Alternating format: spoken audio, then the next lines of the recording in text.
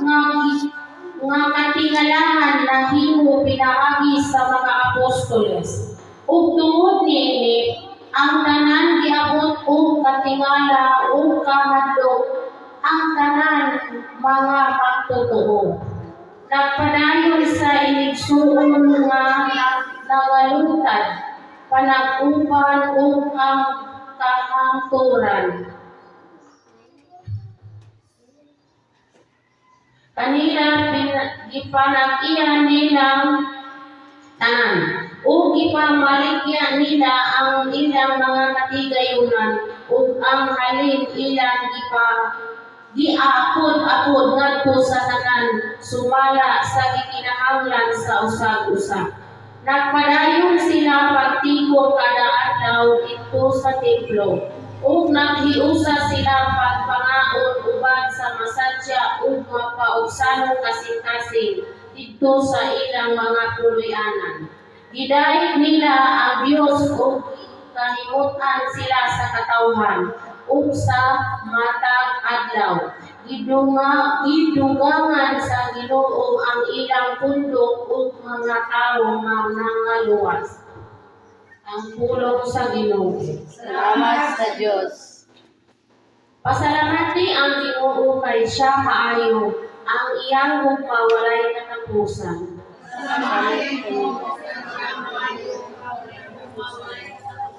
Pasultiha ang balay ni Israel, ang iyang kaluoy nagalugtad sa kahakturan. Pasultiha ang balay ni Aaron, ang iyang kaluoy nagalugtad sa kahakturan. Pasultiha sila na mahadlokon sa Ginoo, ang iyang kaluoy nagalugtad sa kahakturan.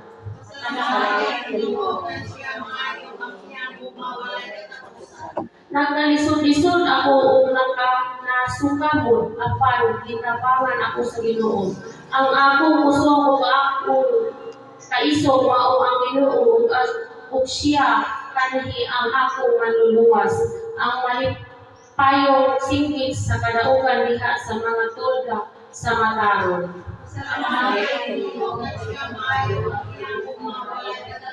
Ang bato nga misalikway sa mga magtutukod na himong bato sa kanto. Sa Ginoo gihimo kini kahibulongan kini atubangan sa atong mga mata. Mao kini ang adlaw nga gihimo sa Ginoo. Maglipay kita ug magsadya dinhi.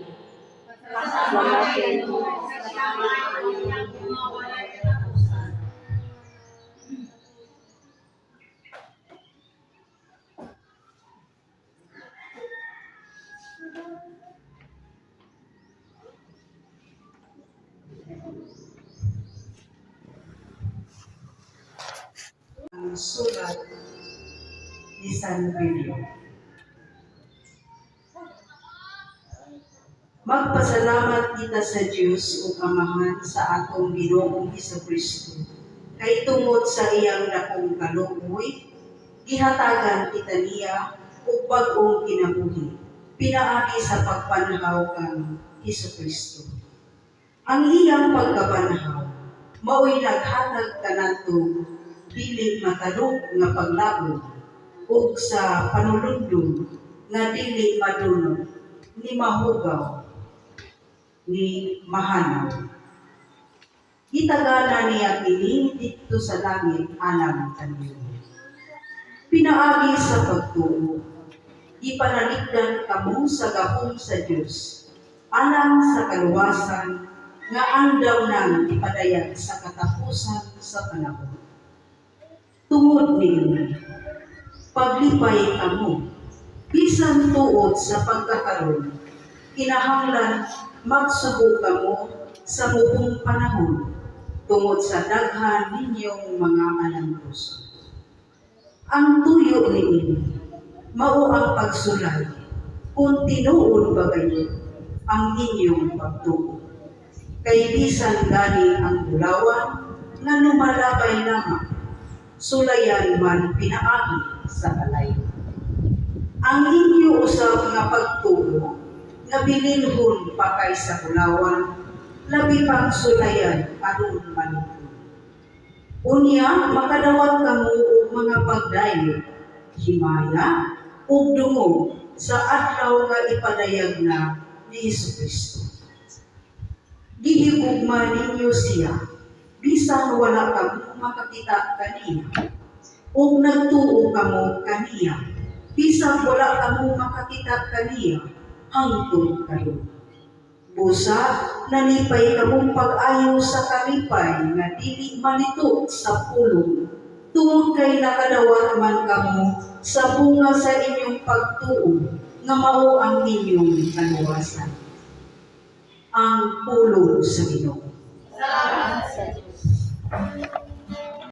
Hallelujah. Hallelujah. Hallelujah.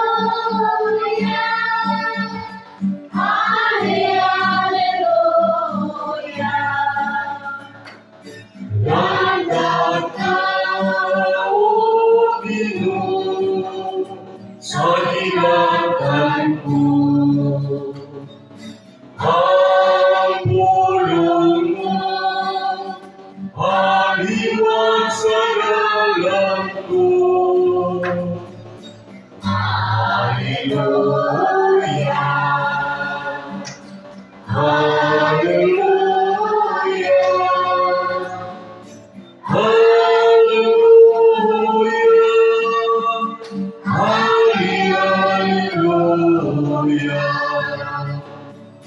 Langkat ka. Hallelujah. Mituo ka ba? Kaya nakakita ka man kanako. Ulahan ka itong mituo, bisan wala makita kanako. Hallelujah. Tinutlong kita sa Ebanghelyo, sumala ni San Juan.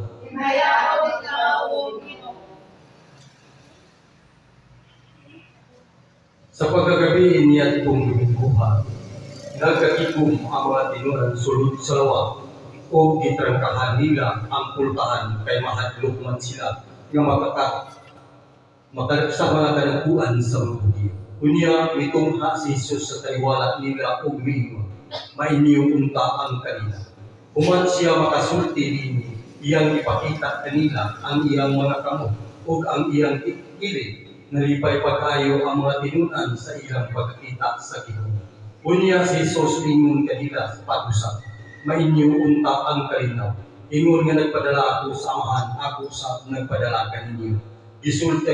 Gisulti niya kini, ug unya ihuypan niya sila, ug niingan, dawatan ninyo ang Espiritu Santo, kung pasayloon ninyo ang mga sala sa mga tao, ipasaylo kini, kung ang ilang mga sala dili ninyo pasayloon, dili usab ini pasaylo. Si Tomas migingan lang kang uhas usa ka mga pulot duha ka tinunan. Ayan, kita sa atong pagpasalamat sa atong labaw nga magalagahom nga gitagaan ko kita Dias dugang usok kapis kay sa atong lawas. Salamat Lord sa hangin nga imong gihatag kanamo, grasya nga imong gihatag kanamo sa tagsa-tagsa namong kaparimalay. Labi na gid sa kusog nga imong gihatag kanamo, tubig nga imong gihatag kanamo. Salamat kayo Lord. O dako kayo na mga kapistahan karong adlaw.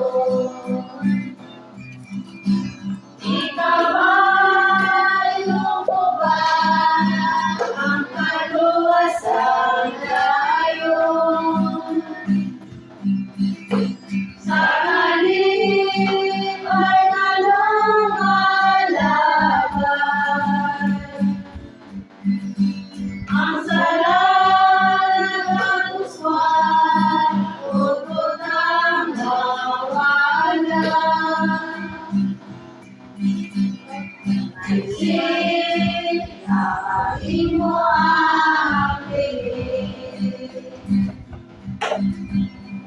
Naisip mo ba kung kailan ko mawala? Isang kalibutan mahimo.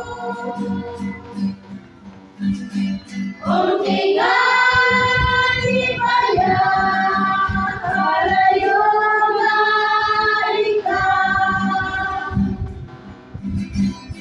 Suon pamalano karon. Ang ating Jesus. Busa, gisuginlan siya sa ibang mga tinunan, nakita namon ang Ginoo. Si Tomas mingon kanila, gawas kung itapion ko ang akong tudlo sa agianan sa mga lansang diha sa iyang kamot, o mahikap ko ang samad sa iyang kilid, dili ako mutuo. Human mulabay ang usa ka sibana, nagligong na usab ang mga tinunan sulod sa lawak ug nahiuban kanila si Tomas. Gitrangkahan ang mga pultahan apan mitungha si Jesus ug warog sa taliwala nila ug miingon, mainyo unta ang kalinaw. Unya miingon siya kang Tomas, tanawa ang akong samad ug hikapa kini, hikapa usab ang samad sa akong kilid, tuo ug ayaw na pagduha-duha. Si Tomas miingon kaniya, Ginoo o Diyos ko. Unya miingon si Jesus kaniya, mituo ka ba tungod kay nakakita ka man kanako? Bulahan katong mutuo bisan wala pa kakita kanako. O daghan pa mga milagro nga gibuhat ni Jesus, silagsihan sa iyang mga tinunan nga wala mahisulat dili pasahuna. Kapag isulat ini aron kamo, mutuo nga si Jesus mao ang Mesiyas, ang anak sa Dios. O di pa pinaagi sa maong pagtuo, makabaton kamo o kinabuhi diha sa iyang ngalan. Ang Ebanghelyo sa Ginoo.